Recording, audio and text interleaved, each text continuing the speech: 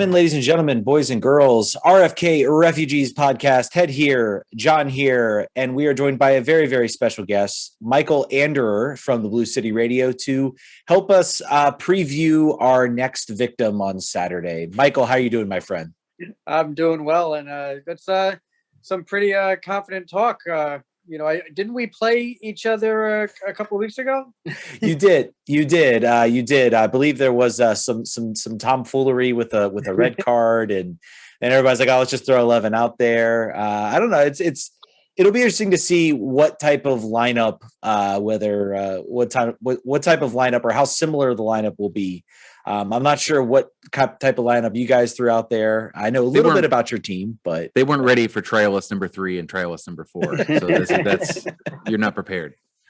Unnamed trial list. Oh, the joys of MLS rules. Well, Michael, let's jump right into it. New York City FC. They were obviously they're from New York, so they should be a big time club. That's what Don Garber wants. I feel like, though, the team has kind of changed. They're no longer the team that goes out. You know, they did the big splash with Lampard and Pirlo, and now it's like they're doing, young players like Jesus Medina, other sorts of like Eastern European, maybe some players from South America. What is like the state of this team like heading into 2021? The state of the team is a team in flux. You're not wrong. They did spend a lot of money with Alexandru Mitrovica, but then oddly enough, in the middle of the season or towards the end of the season last year, they sent him on loan to Saudi Arabia, and no one expects him to come back, even though he was the second highest transfer paid by a team to bring into the MLS.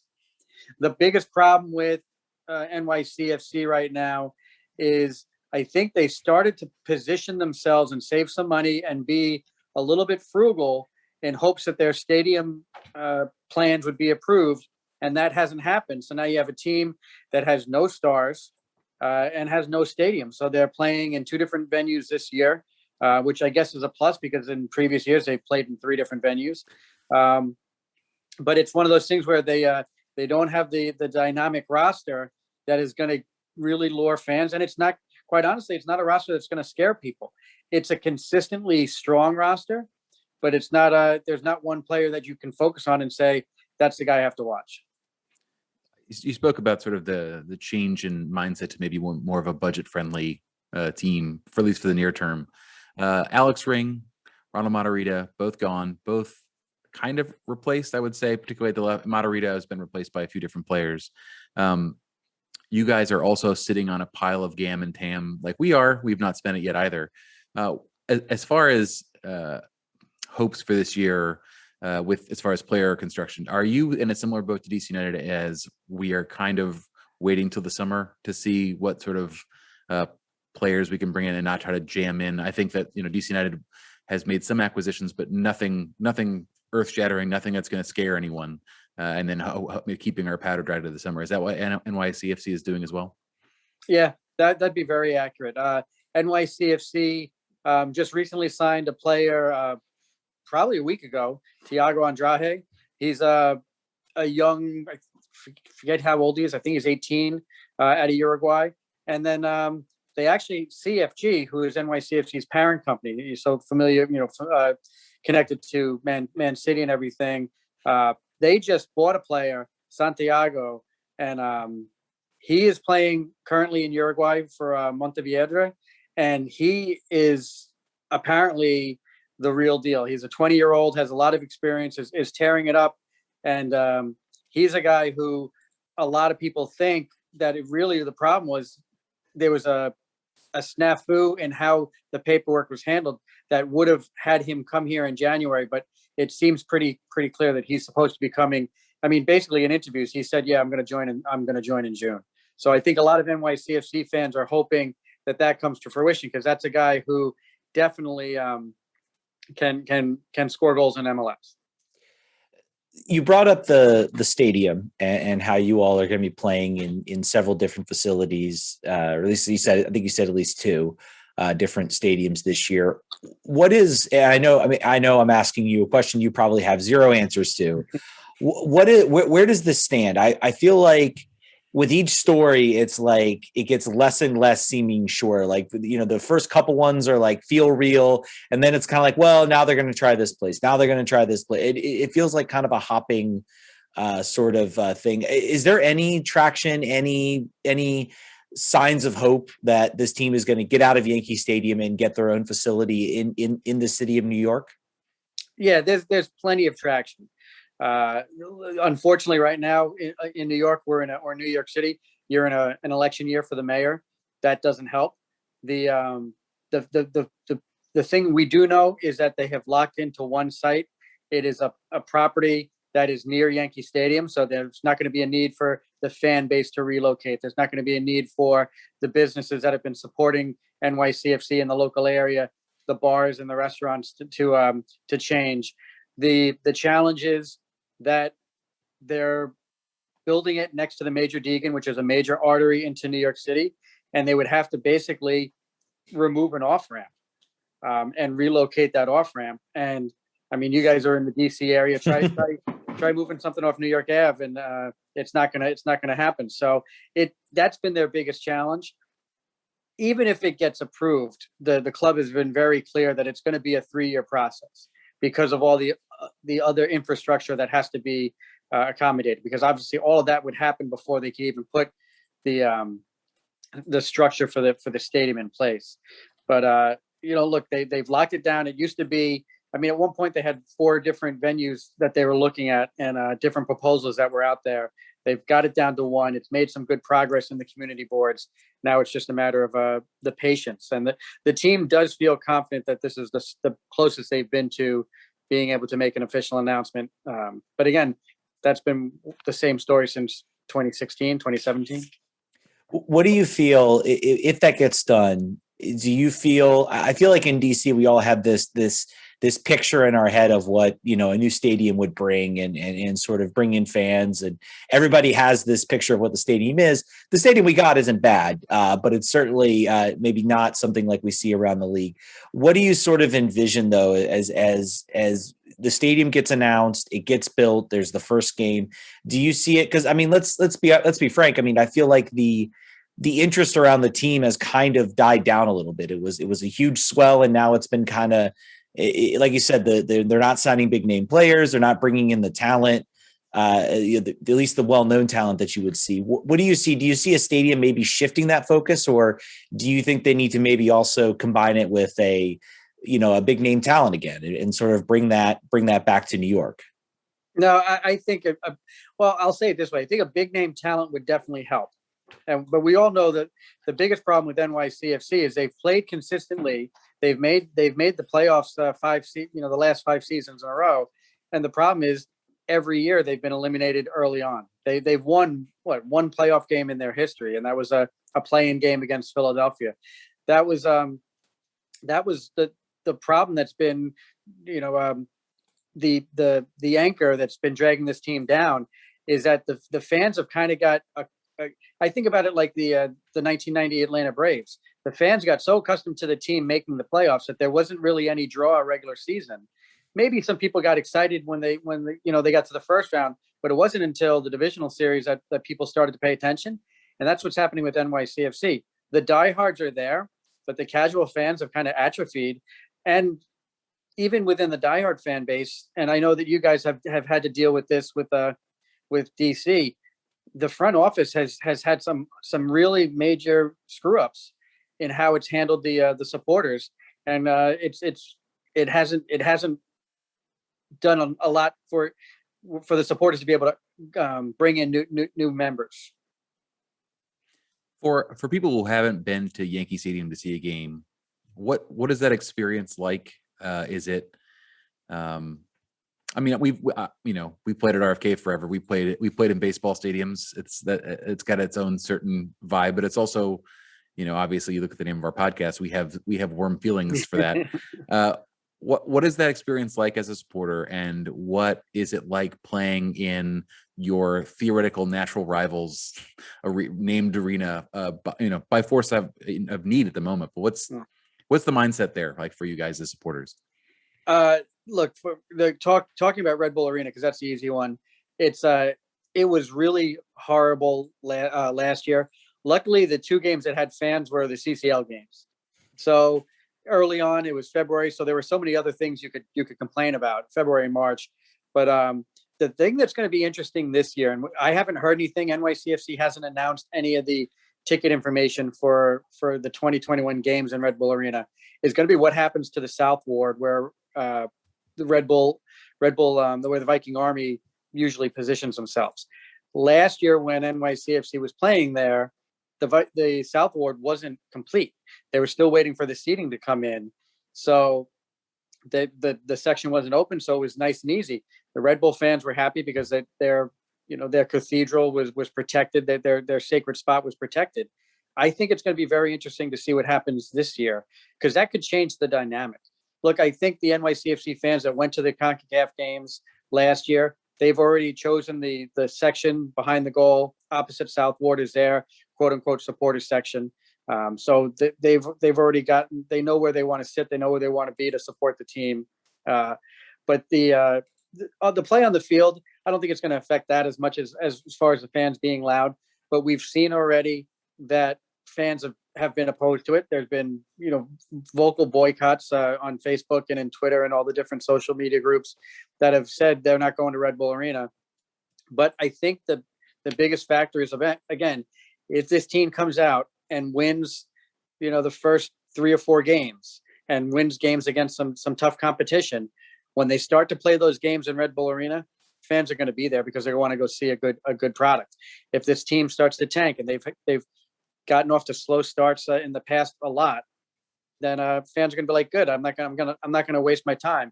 Because that's the thing. A lot of these fans are coming from New York City.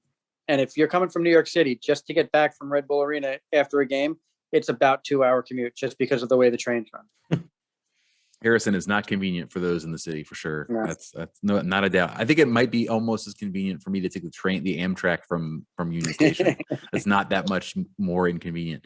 Let's talk a little bit more about the team heading into this weekend. So I talked about Alex Ring moving to Austin FC. I think he was a major player for you guys. He's really grown into a very good player. But your midfield looks pretty good as I'm looking at the projected lineup. James Sands, Keaton Parks, Maxi Morales seems like a solid midfield. As we look at this team, I think a lot of names might be unfamiliar to DC United fans. Your front line, other than Ismail's new to me, Valentin Castro. Ismail's not new to me, but the rest of the names are new. What are the strong points? Who should DC United be worried about this weekend? Basically, is where I'm getting at. Well, let's start with the midfield again, because that midfield is the key midfield from last year. And even with Alex Ring being on this team, and 2 years ago being probably the best number 6 in the league, he was pushed out of the midfield because of the play of James Sands and Keaton Parks. And it wasn't that they were better players, but it was just that relationship formed so well that Ronnie Dyler said, "Hey, Alex, I need you to let this relationship bloom," and he was pushed out. But NYCFC did sign a U.S. international, Alfredo Morales. He was playing with Dusseldorf. He has already been with the team, and he played in their last preseason game. Again, it was against Hartford Athletic, so take with it what you will. But he is a confident player. He's 30 years old, so he's got the experience. Quite honestly, I think he's going to be a guy who bumps Keaton Parks out of the starting 11. Do I think that's going to happen week 1? No, I think Ronnie Dyler is going to go with a comfortable starting 11 for that first game. But I do think you could see Morales coming in late in the game, and just to get a feel. And in the Hartford Athletic game during the second half, they went to a 3-4-3 just so they could let Keaton Parks, Alfredo Morales, and James Sands play on the field at the same time. The player you have to watch for NYCFC up top is Tati Castellanos.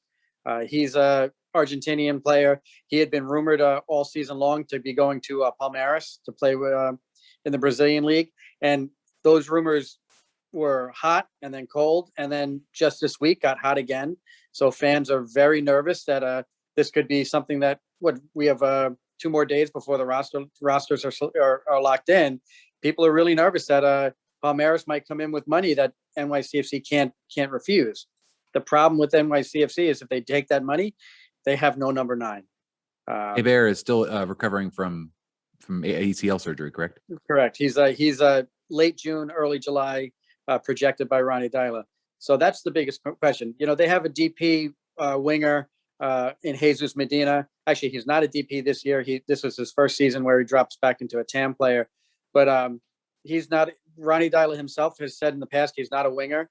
But when you don't have many options, when you've traded away options and you haven't replaced them, that's what you're left with.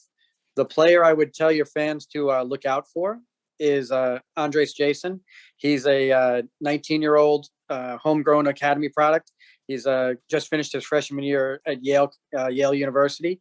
And he has, in the preseason, I think he's featured in 6 of the 11 goals that NYCFC has scored in the preseason. He drew 2 penalty kicks against Orlando. He's scored a goal and gotten a couple of assists. And the reason why he's a player to watch is because he's not afraid to take players on, and he gets fouled a lot. He is going to draw players into nasty challenges, and we all know what Fred Briante is capable of in the box. So let's see what happens. Scoring goals, you mean? I'm sure that's what you meant. Let's talk. I want to talk a little about Maxi Morales because they flashed up.